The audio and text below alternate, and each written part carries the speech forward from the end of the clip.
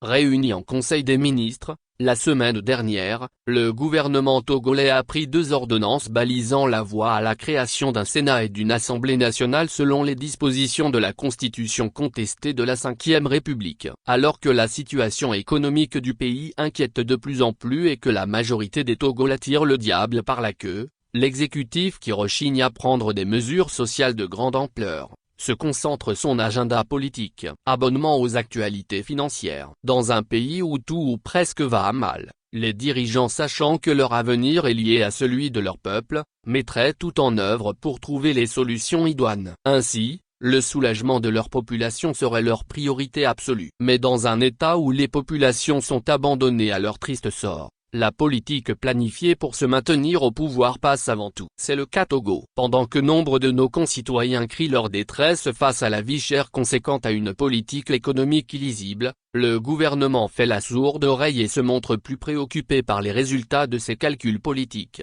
Sénat, chambre de recasement. En effet, le mardi 5 novembre 2024, le gouvernement togolais a pris des ordonnances qui posent les bases du futur Sénat. La première concerne le Sénat et la seconde de l'Assemblée nationale. Pour ce qui est du Sénat, le texte fixe les éléments essentiels pour l'organisation et le fonctionnement de cette institution, notamment le nombre de sénateurs, les indemnités allouées et les conditions d'éligibilité ou de désignation de ses membres. L'ordonnance définit aussi le régime des incompatibilités et les procédures pour pourvoir aux sièges vacants, tout en précisant le statut des anciens sénateurs.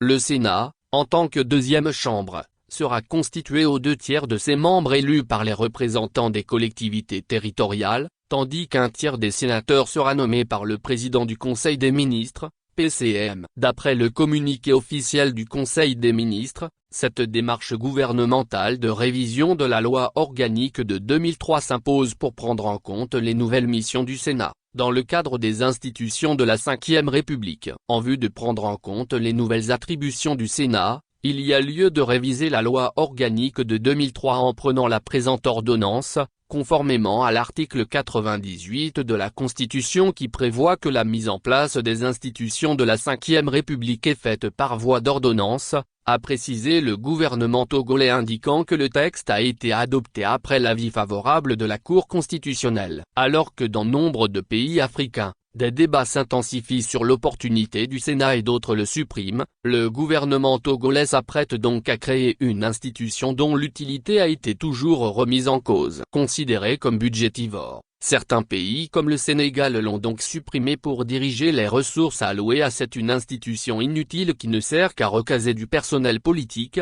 à des impératifs sociaux. Dans nombre de pays, le Sénat n'est qu'une maison de retraite sans véritable enjeu politique. Les ministres débarqués du gouvernement, les ambassadeurs en fin de parcours ou les hommes d'affaires qui veulent l'intégrer ont en tête les avantages qui vont avec la fonction. Difficile de croire qu'au Togo, cette institution jouera un rôle majeur dans la gouvernance aussi bien politique, sociale et économique. La création de cette institution ne saurait avoir d'autre chose que des visées de recasement des affidés du régime pour une retraite dorée. Tout manque. Dans un pays sous perfusion permanente du FMI et de la Banque mondiale, la création du Sénat laisse nombre d'observateurs avisés perplexes. Sachant que les fortes sommes que le gouvernement togolais consacrera chaque année aussi bien pour le fonctionnement que pour payer les avantages des sénateurs pourraient servir à trouver des solutions à d'autres problèmes pour soulager les populations en état de détresse. En effet, depuis plusieurs années, le gouvernement togolais éprouve toutes les difficultés du monde à répondre aux besoins sociaux. Des établissements scolaires pataugent dans le délabrement pendant que les hôpitaux crient au secours. Des infrastructures au personnel soignant en passant par des médicaments et le matériel,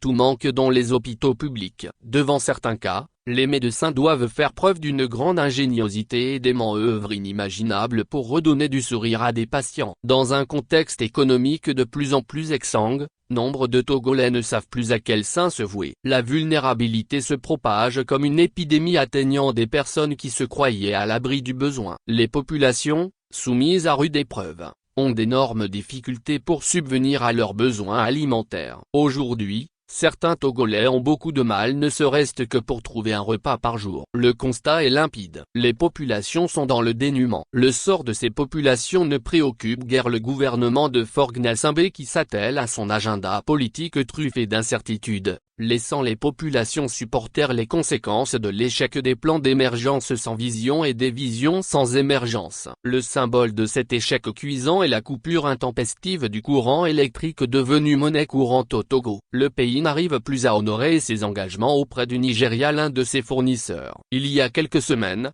les autorités nigérianes ont publiquement menacé de couper l'électricité au Togo. Mais, visiblement, pour le régime togolais, son maintien au pouvoir passe avant tout.